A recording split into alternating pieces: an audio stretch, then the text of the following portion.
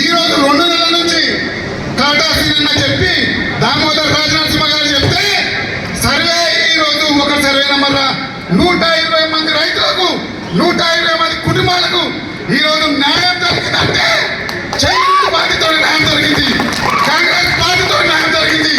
న్యాయం జరిగింది. ఈ రోజు కాంగ్రెస్ పార్టీ ఎంబడి ఉండండి. మీ చెప్పుడు నెత్తి మీద పెట్టుకొని మీ ఒక్కరి సర్వే నెంబర్ మొత్తం జంగంపేట సర్వే నెంబర్ మొత్తం క్లియర్ చేసి మీ బాధల దగ్గర ఏ ఇన్ఛార్జ్ అన్నా వివేకన్న దామోదరన్న చేతుల మీదగా ఈరోజు మీకు పట్టాలు ఇప్పిస్తాం. ముఖ్యంగా మళ్ళా చెప్తున్నా, ఈరోజు మా ఎమ్మెల్యే గారు వచ్చి మమ్మల్ని మొత్తం సర్వనాశనం చేసిండన్న, సర్వనాశనం చేసి పడేసిండు, కార్యకర్తలను దూరం పెట్టిండు, పని చేయలే. మొన్న ఏమంటాడు, కాంగ్రెస్ పార్టీ ఇంటికి కూడా ఏం చేయలేదంటాడు. 200 కోట్లతోని ఇంటిగ్రేటెడ్ స్కూల్ ఇచ్చిందన్న మీ క్యాబినెట్. అమీర్పురం నుంచి 200 కోట్లతో ఇంటిగ్రేటెడ్ స్కూలు ఏం ఎందుకన్నా అది 300 కోట్లతోని ఈ రోజు సీసీ రోడ్లు, ఈ రోజు బీటీ రోడ్లు వేసిండు. అది కాంగ్రెస్ పార్టీ ఎన్నికల సమానం అన్నాడు. మీరు గుర్తుపెట్టుకున్నా.